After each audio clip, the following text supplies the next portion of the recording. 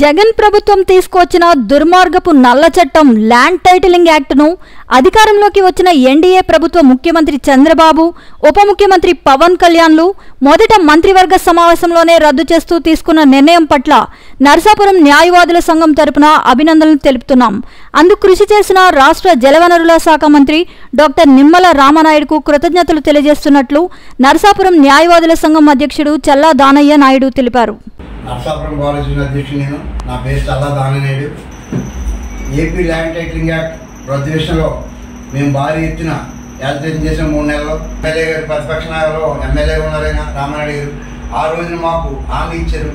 తెలుగుదేశం ప్రభుత్వం వచ్చిన తర్వాత రేపు పొద్దున్న కూటమి ప్రభుత్వంలో డెఫినెట్గా దీన్ని రద్దు చేద్దామని చెప్పడం జరిగింది.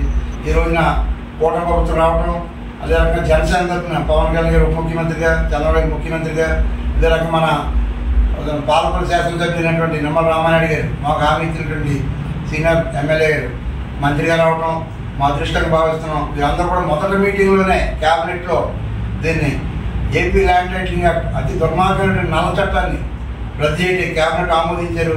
దీనికి మేము కూటమి ప్రభుత్వానికి మా నరసాపురం న్యాయవాదుల సంఘం తరఫున ప్రత్యేకంగా కృతజ్ఞతలు తెలుపుతున్నాం. నిమ్మల రామానాయుడు గారు ప్రజెంట్ మంత్రి గారు అభివృద్ధి చెప్పడం జరిగింది. ఇది న్యాయవాదులకు సంబంధించే కాదు, ఇది పబ్లిక్ అందరూ కూడా ఉపయోగం, ఇది ప్రజలకు అవసరం.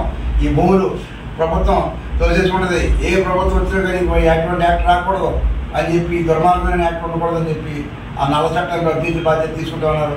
ఆయన ఏదైతే మాట ఇచ్చారో ఆ మాట కట్టుబడి ఆయన క్యాబినెట్లో మంత్రి రావడం, ఆయన మళ్ళీ అక్కడ సీనియర్గా చంద్రబాబు గారు, పవన్ కళ్యాణ్ గారు, వీరు ఇంకా మిగిలిన మినిస్టర్ కూడా కలిసి ఆ యాక్ట్ని రద్దు చేసినందుకు ఈ రోజున నరసాపురం పవర్ స్టేషన్ తరఫున మేము కార్యవర్గం అంతా కలిసి వచ్చి ఆయన్ని శిర సత్కారం చేయడం జరిగింది.